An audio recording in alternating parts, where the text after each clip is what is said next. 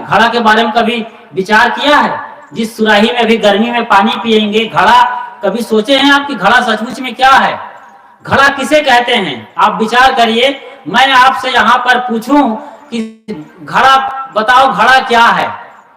घड़ा का जो गर्दन है वो भी घड़ा नहीं है, उसका जो बड़ा सा पेट है वो भी घड़ा नहीं है, घड़ा का जो सिर दिखता है गोल वाला वो भी घड़ा नहीं है, नीचे जो बॉटम है पेंदी वाला हिस्सा वो भी घड़ा नहीं है। घड़ा क्या है जी? जानते हैं? घड़ा को कुम्हार भी कोई नहीं बनाता है। बिल्कुल झूठी बात है कि कुम्हार कुंभ बनाता है, बनाता ही नहीं है। वो सिर्फ दीवार खड़ा करता है। घड़ा वो है जहां पानी ठहरता है और वो खाली स्पेस है। इसको समझने की कोशिश करिए, बहुत गजब की बात है। घड़ा की दीवार घड़ा नहीं, बॉटम पेंदा भी घड़ा नहीं, गर्दन भी घड़ा नहीं, मुंह भी घड़ा नहीं, वो जो बीच का खाली हिस्सा है वही घड़ा है। उसको कोई नहीं बनाता है, वो बना ही हुआ है, उसी में पानी ठहरता है। दीवार में पानी ठहरता है जी? आप लोग दीवार में रहते हैं कि खिड़की में रहते हैं कि अलमारी में रहते हैं? घर में रहते हैं। घर कोई नहीं बनाता है, घर अपने आप बनता है। ऐसे ही गुरु कोई नहीं बनाएगा, गुरु कोई बना नहीं सकता है। गुरु यूं ही मिले हुए हैं और उसे ही जानना ही गुरुता है। और वही शून्य को जानना, उसी वैक्यूम को जानना, खाली जगह को जानना ही गोविंदा को जानना है। गोविंद की पूजा है। गुरु गोविंद दो खड़े, काके लागू पाए, बलिहारी गुरु आपनो, गोविंद दियो बताए कबीरा, गोविंद दियो बताए। ये सदगुरु कबीर साहब की वाणी है। गोस्वामी तुलसीदास जी इस दो पंक्तियों को दोहा कहते हैं, हम सदगुरु कबीर साहब की साखी कहते हैं। ये बहुत प्रसिद्ध साखी है और इस साखी पर बहुत सारे सवाल खड़े होते हैं। लोग सवाल पूछते रहते हैं कि सदगुरु कबीर साहब, जिनके कोई गुरु नहीं थे, प्रामाणिक तौर पर जिनके कोई गुरु नहीं थे, अकेले धरती तल पर वो ऐसे सदगुरु हुए हैं, ऐसे गुरु हुए हैं जिन्होंने गुरुदेव की सबसे ज्यादा महिमा गाई है। अद्भुत है ये भी। कोई गुरु नहीं दूर दूर तक जिनको हम प्रामाणिक गुरु कह सकते हैं, जिनको हम कहे कि उनसे शिष्यत्व स्वीकार किया हो, गुरु बनाए हो, दीक्षा लिए हो। तो कोई रजिस्टर्ड गुरु नहीं है, प्रामाणिक गुरु नहीं है, बावजूद उसके गुरु पर इतना ज्यादा बोले हैं कि पूरी दुनिया के जो आज गुरु हैं, जो चैनल गुरु वगैरह भी हैं टीवी के अंदर, वो सब भी सदगुरु कबीर साहब की महिमा गाते हैं। और वो आदमी जिनके कोई गुरु नहीं, जिन्हें हम सदगुरु कबीर साहब कहते हैं, वो कहते हैं कि मैं गोविंद की, भगवान की बाद में पूजा और प्रार्थना करूंगा, पहले गुरु का करूंगा, क्योंकि मुझे गुरु ने ही गोविंद को लखाया है। बड़ा अटपटा है। कबीर की वाणी अटपट, झटपट लखी न जाए, और जो कोई झटपट लखी पड़े तो फिर सकलो खटपट मिट जाए। क्या अंदाज है। कबीर साहब के बारे में अभी 2-3 दिन पहले नहीं, कल सभा समाप्त हुई है। हम सेमरा में थे और सेमरा में जैसे ही सभा समाप्त हुई, कबीर साहब की साखी जैसी छत्तीसगढ़ी में ही किसी माँ ने गाया है। अद्भुत साखी गाया है उन्होंने, बड़ी प्यारी सी आवाज है उस बहन जी की, और पूरी छत्तीसगढ़ी में पंक्तियों को गाया है। और वो भी गा रही है, कहें कबीर सुनो भाई साधु, कहाँ ही कबीर, इस तरीके की वाणियां। तो सदगुरु कबीर साहब के नाम पर तमाम वाणियां चलती हैं, लेकिन ये पंक्ति, गुरु गोविंद दो खड़े, काके लागू पाए, बलिहारी गुरु आपनो, जिन गोविंद दियो बताए। बहुत समझने वाली बात है। और आपको लगेगा कि कबीर साहब सचमुच में भगवान को नंबर 2 पर रख रहे हैं, ऐसा नहीं है। समझने का फेर है बस। वरना ऐसे महापुरुष जिनको पूरी दुनिया सुनती है, दुनिया जानना चाहती है, 600 बरस बीत गए हैं, बावजूद इसके उनकी कोई कदर कम नहीं हुई है। हर जगह वो सुने जाते हैं, गाए जाते हैं। अब और बात करें, जब 84 के टाइम की बात है, उस वक्त मैं अभी छोटा ही था, लगभग 7-8 बरस का रहा होगा या 10 बरस के अंदर अंदर रहा मैं। तो इंदिरा गांधी की जब हत्या कर दी गई थी, तो उस टाइम कोई चैनल नहीं था जो न्यूज चैनल आते हैं, और बाकी जो एंटरटेनमेंट के चैनल है कुछ भी नहीं थे, सिर्फ रेडियो और दूरदर्शन थे। वहां पर उस दंगे के दौरान जबकि भारत जल रहा था और जो सिख नजर आते थे पगड़ी वाले सरदार, उनको लोग यूं ही मारते थे, पीटते थे, जला देते थे। वो लोगों को मैंने देखा कि वो लोग ट्रक में बिल्कुल मुंडे होकर के उन पर पेरा डाल दिया गया था, और कई मुंड सरदार लोग जा रहे थे, पूरे मुंडे सरदार वहां पे, मैंने ट्रक पे देखा था ये नजारा। तो उस दौरान जब आग लगी थी हिंदुस्तान के अंदर, भारत के अंदर, सरदारों के लिए नफरत की आग फैली हुई थी। उस जमाने में सदगुरु कबीर साहब की वाणी दूरदर्शन और रेडियो में प्रसारित होता था कि भाई रे दुई जगदीश कहाँ ते आया। ऐसे सदगुरु भला जो जगदीश की बात करते हो, भगवान की चर्चा करते हो, हर मत मजहब और परंपरा की बात को रखते हो और सबका सम्मान करना जो जानते होंगे। हाँ, फटकारते जरूर थे वो, जहां वो गलती देखते थे जमकर फटकारते थे और कुछ भी कसर नहीं छोड़ते थे। अगले जो आदमी है उसको पूरी तरीके से सत्य उसके सामने नग्न रूप में रख देते थे, भले वो समझे ना समझे, वो उसकी कमजोरी और कहानी है, लेकिन अपनी तरफ से साहब सब कुछ बताते थे। तो ऐसे महान आत्मा भला किसी के भगवान की निंदा कैसे कर सकते हैं। कबीर पंथियों पर टैग लगाया जाता है, कबीर पंथियों साधुओं के लिए कहा जाता है कि ये लोग भगवान का खंडन मंडन करते हैं और भगवान की पूजा प्रार्थना के विपरीत बोलते हैं। ऐसी बात नहीं है। हाँ, कुछ गिने चुने उंगली पर साधु हो सकते हैं जिनको कुछ ऐसा भूत सवार होता है कि वो भगवान, देवी देवता, परंपरा, मत मजहब के खिलाफ बोलते नजर आते हैं, लेकिन कहीं ना कहीं वो इनडायरेक्टली सच को बोलना चाहते हैं। तो सदगुरु भला ऐसा क्यों बोलेंगे? इस लाइन को पढ़िए, देखिए, समझिए। गुरु गोविंद दोऊ खड़े। साहब कहते हैं कि मेरे सामने गुरु भी खड़े हैं और गोविंद भी खड़े हैं। गुरु गोविंद दोऊ खड़े, काके लागू पाए। असमंजस की स्थिति हो गई है कि मैं पहले किसकी वंदन करूं, किसकी प्रार्थना करूं, किसे पुकारूं और उनके चरणों में कुर्बान हो जाऊं। गुरु गोविंद दोऊ खड़े, काके लागू पाए।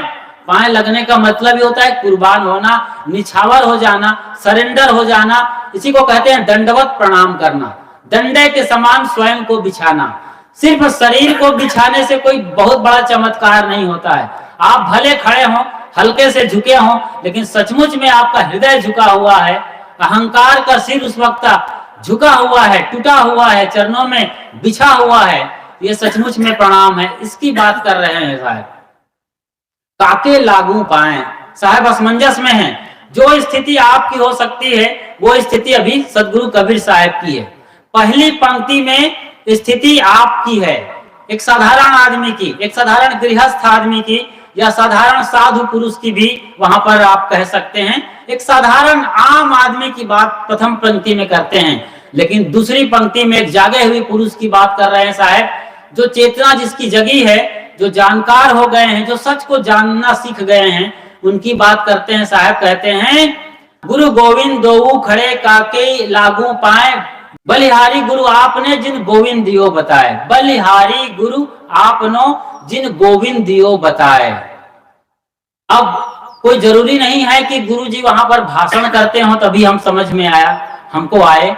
कई बार आपने देखा होगा गुरुदेव जी जब सामने होते थे, सदगुरु अभिलाष साहब जैसा कि आपके गांव और घर में आए हैं, कितना आपने पूजा प्रार्थना किया है, तो उनके खड़े होने मात्र से, उनके सम्मुख हम प्रवचन में बैठते थे, उनके करीब होते थे, अभी वो बोले नहीं हैं, हमसे बात नहीं किए हैं और हमारे अंतस को एकदम धोना शुरू कर देते थे। इसको कहते हैं उत्प्रेरक।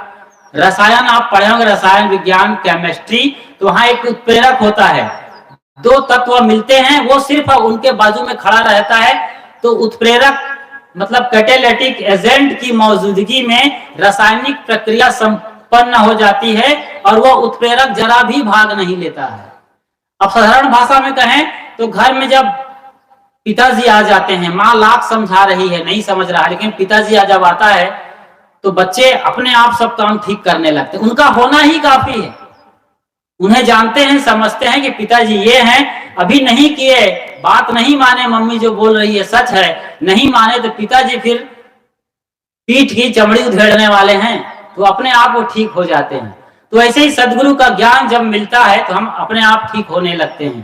तो गुरु गोविंद दोनों खड़े काके लागू पाए, बलिहारी गुरु आपनो जिन गोविंद दियो बताए। हे गुरुवर, मैं आपकी प्रार्थना और पूजा कर रहा हूं क्योंकि आपने मुझे गोविंद का बोध दिया है, गोविंद को बताया है, गोविंद को मैं जाना है। अब हम जानी हो हरिबाजी को खेल, यहां भी इसका अर्थ लगा सकते हैं। और भजहु न सारंग पानी, गोविंद ब्रह्मा विष्णु महेश जितने देवी देवा हैं, बीजक में साहेब जी ने सबका नाम लिया है हिंदू परंपरा। और राम तो उनका प्यारा शब्द ही था। लगभग 175 बार उन्होंने अपनी मौलिक रचना बीजक में राम शब्द का उच्चारण किया है। साहब जी शायद नफरत करते हैं, मालूम नहीं पड़ते हैं यदि बीजक पढ़ते हैं तो। और नफरत करते हुए या किसी के विरोध में भी दिखते थे तो वो गलत के विरोध में थे, जो गलत परंपरा है, गलत हो रहा है। भगवान को आप पूजते हो मंदिर में, ठीक है, लेकिन घर में आप आके कसाई का काम कर रहे होंगे, अपने लोगों का गर्दन काट रहे होंगे, देव काटने के रूप में, चोरी करने के रूप में, झूठ बोलने के रूप में, उन्हें नीचा दिखाने के रूप में। तो भगवान का पूजा करना दो कौड़ी का है, ये बता रहे हैं। भगवान गलत नहीं है, गलत आप हो जो आपका ढंग अलग है मंदिर में और घर में। घर में आप कसाई हो, मंदिर में आप पुजारी हो। इस बात को लेकर साहब नाराज होते थे और कबीरा खड़ा बाजार में, सब काहू से दोस्ती ना काहू से बैर। बिल्कुल निष्पक्ष नजर आ रहे हैं साहब जी। जो व्यक्तित्व कुछ लेना ना देना मगन रहना हो, जिसका व्यक्तित्व हो, जिसकी परिभाषा हो कि मैं मस्त होके जीता हूं, वो भला गोविंद को और भगवान को कैसे छोटा ठहराकर उन्हें गलत साबित कर सकते हैं। गोविंद बड़ा प्यारा शब्द है। गोविंद शब्द हमारी भारतीय परंपरा है, खास तौर से हिंदू परंपरा में वहां कृष्ण कन्हैया के लिए इस्तेमाल किया जाता है। उन्हें गोविंदा कहा जाता है, गोविंद कहा जाता है, गोविंदे कहा जाता है। तो हम समझ सकते हैं कृष्ण कन्हैया। और कन्हैया की बात करें तो सदगुरु कबीर साहब ने बीजक में भी उनका नाम लिया है, उनका जिक्र किया है। और हजारों साल पहले कृष्ण कन्हैया की कहानी हम भारतवासी जानते आए हैं, सदगुरु कबीर साहब के पहले। तो गोविंद शब्द को साहब रख रहे हैं, लेकिन गोविंद का मतलब सिर्फ कृष्ण कन्हैया नहीं है। जैसे गुरु का मतलब, अब हम बात करें बुद्ध, बुद्ध का मतलब केवल तथागत बुद्ध नहीं होता है। बुद्ध का मतलब होता है जागा हुआ पुरुष। जो भी जागे हुए महात्मा हैं, गुरुजन हैं, वो सब बुद्धत्व को प्राप्त हैं, उन्हें सब बुद्ध कहा जाता है। और तथागत बुद्ध, जिनका नाम गौतम था बचपन में, वो उनमें से एक हैं। ऐसे ही गुरु, कितने गुरु हुए हैं, गुरु की कोई परिभाषा नहीं है। किया जा सकता है, करते भी हैं, लेकिन सचमुच में गुरु तो आपके भीतर बैठता है। इसी को तो साहब बताना चाहते हैं। गुरु भी एक आदमी ही है। जैसे हमारे गुरुदेव जी सदगुरु अभिलाष साहब थे, जो एक बड़े नाम है, और उसके ही इस आश्रम कोटियाडी में हम बैठे हैं। उन्होंने ही, उनके आशीर्वाद से ही आश्रम निर्मित हुआ है। और आज यहाँ साध्वी बहनें एक बड़ा आयोजन कर रही हैं और हम सब उनके गवाह बने हैं। तो गुरु कौन होते हैं? शरीरधारी। उनके भी हड्डी पसली लगे हैं, वो भी सांस लेते हैं, वो भी रोटी सब्जी खाते हैं, और उन्हें भी वो सब कुछ क्रिया संपन्न करना पड़ता है जो लगभग हम सब मौलिक रूप में करते हैं। तो देखने में गुरु का कोई फर्क नहीं है। उनकी भी आंखें हैं, नाक कान है, हाथ पैर है, वैसे ही चलते हैं जैसे हम चलते हैं, उठते हैं, बैठते हैं, सारा व्यवहार लगभग वही है। दिखने में गुरु हमारे जैसे हैं, बिल्कुल हमारे जैसे हैं, लेकिन गुरु वही नहीं है जो हम देखते हैं। गुरु असल में वो है जो उनके अंदर है, लेकिन हमें दिखाई नहीं देता है। कोई कोई देख पाता है उनकी गुरुता को, उनके गुरुत्व को। गुरु वो हैं। गुरु एक ऐसे बिंदु पर खड़े हैं जहां हम उसके साथ रहे तो ऊपर उठ जाएंगे और परमात्मा तक जा सकते हैं।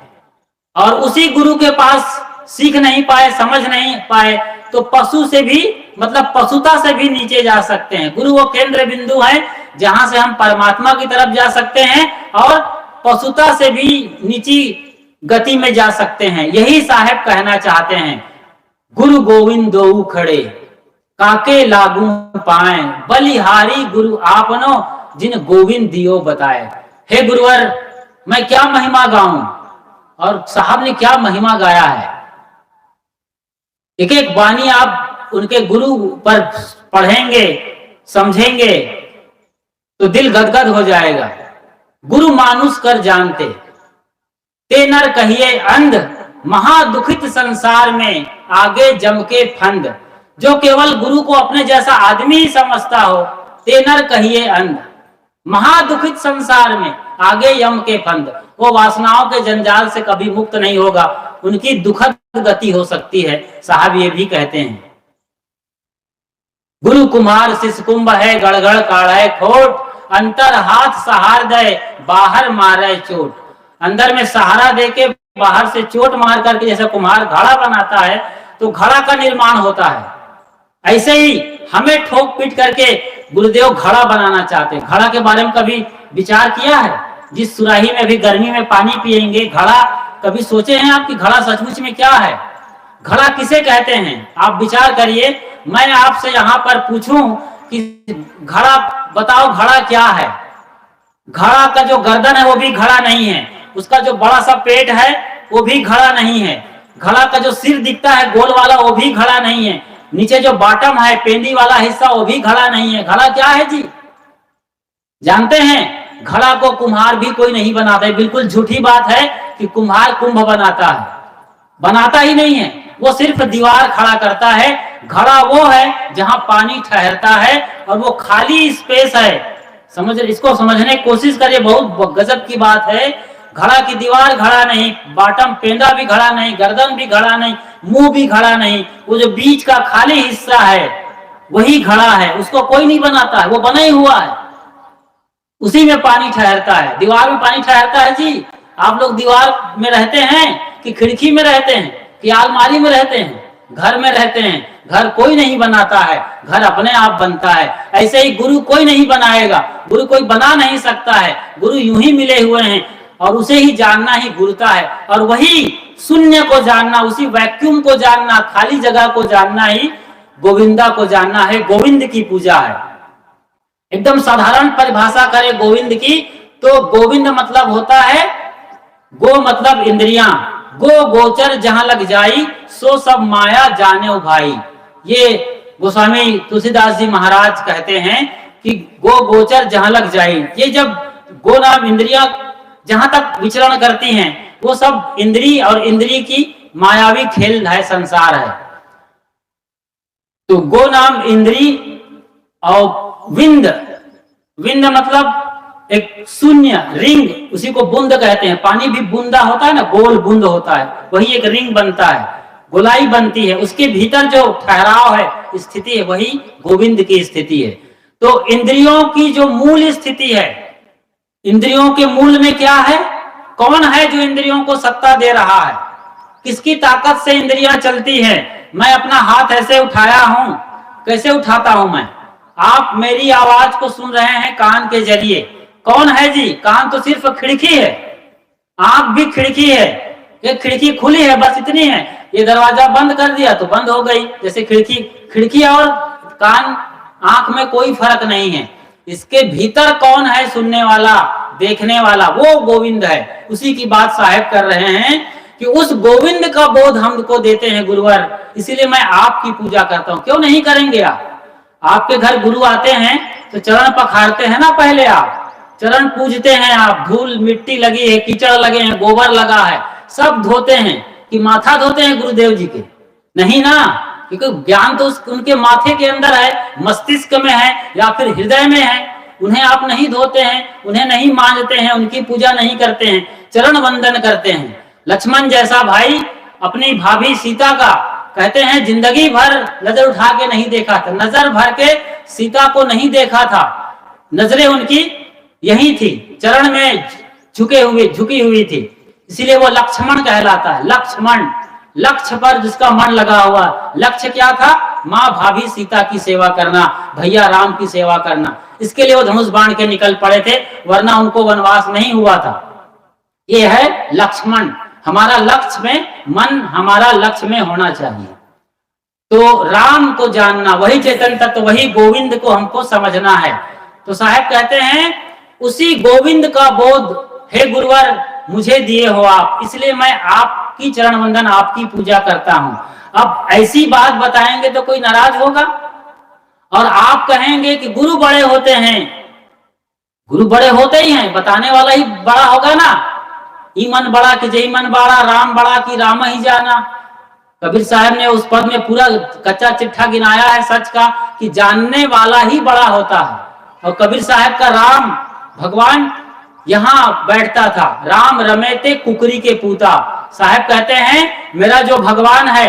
फिर कैसे साहब को लोग ने कहा कि नास्तिक हैं, कबीर पंथी को नास्तिक कह देते हैं, लोग समझते ही नहीं।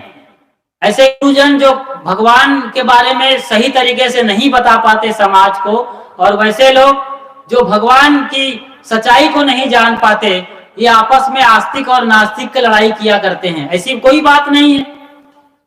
राम जो भगवान है, भगवान का नाम है, राम से बड़ा राम का नाम कहा गया है। तो वही तत्व जो राम है वो ना सिर्फ राम के अंदर था बल्कि रावण के भी अंदर भी वही तत्व था। ऐसा नहीं था कि रावण के अंदर कोई दूसरा बोलता था। और क्या गजब का सीरियल बनाया है रामानंद सागर जी ने, उनको तो नोबेल प्राइज मिलना चाहिए। इतना बढ़िया सीरियल बनाया है कि कहीं भी किसी पंथ मत मजहब से कोई टकराव नहीं होता है, और इतना सार्वजनिक संवाद है वहां पर। राम लक्ष्मण भरत शत्रुघ्न और जितने भी किरदार हैं रामायण के अंदर, इतना बढ़िया तरीके से उन्होंने परोसा है, दिया है समाज को। इसीलिए तो सन्नाटा पसर जाता था जब रामायण का सीरियल आता था। हम छोटे थे उस वक्त, और गांव में चिल्लाने वाला बोलने वाला कोई नहीं था। कोतवाल भी हाका पारना छोड़ करके किसके घर में घुस जाता था और सीरियल देखना शुरू कर देता था। पूरे गांव में सन्नाटा पसर जाता था। इतना बढ़िया। राम, रावण और सीता ये कोई व्यक्तित्व का नाम नहीं है। शांति आपकी सीता है, राम आपकी आत्मा है, अहंकार आपका रावण है, और जो लक्ष्य में मन लगा रहा वो लक्ष्मण है। शत्रुओं का, विकारों का हत्या करने वाला है वो शत्रुघ्न है। भरत है जो भाई को भगवान समझता हो, ऐसा भाई कोई हो तो भरत से जरा भी कम नहीं है। तो इतने बड़े सत्य का बोध करा रहा। ये अब सच में समझने वाली बात ये है कि इतने बड़े सत्य जो सब जगह बिखरा हुआ है उसका बोध कोई कराता हो, वो किस माने से सत्य से छोटा हो सकता है? जो सत्य में पहुंचा हुआ होगा, सत्य में आरूढ़ होगा, वही उस परम सत्य का बोध आसानी से आपको कराएगा। जैसे पानी को पिलाता है कोई आपको, और उसे पानी की ही तरह पिया जाना चाहिए। वो सत्य हर घट में समाया हुआ है। सुनी सेज न कोय, सब घट मेरा साइया, सुनी सेज न कोय, बलिहारी तेहि साज की, जा घट प्रगट होए। उस घट की बड़ी महिमा है जहां वो प्रगट हो गया है। बस यही प्रगट और ना अप्रगट, बीज और गुलाब के फूल का फर्क आप समझते हैं? गुलाब के बीज को कौन पूजा करेगा जी? कौन खुश होगा देख करके? कौन उसको अगरबत्ती लगाएगा? कौन चुम्मा लेगा बीज का? लेकिन उसी बीज में गुलाब के फूल समाये हुए हैं, और समाये हुए नहीं हैं, कांटों के बीच मुस्कुरा रहे हैं। गजब बात है। आप गुलाब के फूल को देखते हैं, हजारों कांटों के बीच सिर्फ एक फूल मुस्कुरा रहा होता है। वो बीज में होता है, बीज में ही सारा कुछ समाया हुआ है। इस सत्य को कौन देखता है? साहब कहते हैं पूरा बीजक, इसीलिए हमको पढ़ना चाहिए। अद्भुत रहे सदगुरु अभिलाष साहब, और आप लोग भी अद्भुत रहे जो दर्शन किए हैं। आज उनके ग्रंथ साहित्य हमारे कर कमलों में है, घर में रखे हुए हैं, उन्हें हमें पढ़ना होगा। सत्य कुछ ऐसा नहीं है। अभी एक बाबा आए थे रायपुर में, वो बता रहे थे कि आपके कॉपी में क्या लिख के आए हो, वो हम सब बता देंगे। 6 सवाल लिख के कोई गया था, वो सारे 6 सवाल लिख करके इधर से दिखा दिया, उनके पेपर को पढ़े बगैर। ऐसा संभव है? माइंड रीडिंग का एक कोर्स होता है, और हमारे गुरुदेव जी बता देते थे। हमारे गुरुदेव के सामने कितने लोग आया करते थे, उनके बोलने के पहले साहब उनके फेस रीडिंग कर करके देख लेते थे और समझ जाते थे कि ये तकलीफ तो नहीं है तुमको, बहुत बेचैन मालूम पड़ रहे हो। और साहब को कोई और भी बोलना चाहते थे, घुमा फिरा करके साहब पर ही व्यंग्यबाण मारना चाहते थे, साहब सब समझ जाते थे, चुपचाप मुस्कुरा के पी लिया करते थे। लेकिन साहब कभी टीवी पर आकर, कभी सभा और चौराहे में कभी दावा नहीं करते थे। बस इतना सा फर्क है उनमें और उनमें। तो गुरु आपके भीतर समाया हुआ है और वही सत्य सब जगह फैला हुआ है। इस सत्य को हमें समझना होगा। बहुत बड़ी चीज नहीं है अध्यात्म, सबसे दुनिया में सरलता से समझे जाने वाली चीज है सरलता। जैसे कहते हैं, अभी गुरुदेव जी कहते हैं आराम से बैठो। श्री निष्ठा साहब जी की मैं बात कर रहा हूं फिलहाल। वो कहते हैं अपने आराम से बैठना सीखो। आप भी जब थक जाते हैं, हार जाते हैं लड़ाई झगड़ा तू मैं करके, तो किसी अपने आदमी को साइड लेते हो, कहीं भैया आराम से बैठो, तुम ठंडा पानी पियो। यहाँ भी राम शब्द आया है, समझने वाला तत्व है। आराम से बैठो, शांत रहो। ये वो स्थिति है जिसमें हमें होना चाहिए। श्री निष्ठा साहब जी जा रहे थे और हम पीछे पीछे जा रहे थे, तो देखे एक आदमी आराम से बैठे हुए हैं। उनको साहब जी ने पूछा, सब ठीक है? हाँ गुरुदेव ठीक है। तो उन्होंने कहा कुछ चलना है कहीं या कुछ बात किया उन्होंने साहब जी ने। नहीं गुरुजी, बहुत आराम से बैठा हूं।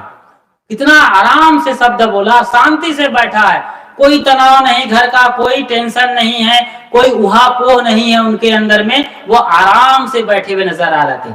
इसी आराम तत्व को ही गोविंद तत्व कहते हैं। उसी गोविंद में आना है जो इंद्रियों का स्वामी है। यहाँ पर गोविंद शब्द की परिभाषा करें थोड़ा सा तोड़ करके, तो वो है इंद्रियों का स्वामी, जो आपका तत्व है, जिसकी सत्ता से इंद्रियां और ये हमारा पूरा अस्तित्व है शरीर रूपी, ये चल रहा है। इसको जानना है, इसी में होना है। अरे कोई जरूरत नहीं आपको वेद पुराण बाइबिल पढ़ने का, यहाँ तक कि बीजक पढ़ने की भी जरूरत नहीं है। आप थोड़ा समझते हैं तो घर में किचकिच मचा हो, झगड़े हो, कोलाहल हो, आप कुछ मत करिए, शांति से बैठ जाइए, आधे घंटे में सब निपट जाएगा। वरना आप जिसको लेकर के बहुत तू मैं कर रहे थे, गाली गलौज की स्थिति आती है, लोग अनाप शनाप बोल देते हैं और बाद में जी भर के पछताते हैं, बातचीत बंद हो जाती है, घर टूट जाते हैं, दो टुकड़े में हो जाते हैं, गुरु तक को बांट लेते हैं। ऐसी भी स्थितियां और नौबत आई है। तो सदगुरु कबीर साहब का भगवान क्या है? आप और हम सब के भीतर में विराजमान वो चेतन तत्व, जिसकी सत्ता से ये शरीर और संसार भी चल रहा है। ये थोड़ा समझने लायक बात है। जड़ तत्वों में अपनी गति से जड़ संसार तो चलता ही है, लेकिन हम ना हो तो संसार का क्या मूल्य है? आप समझ रहे हैं इन चीजों को?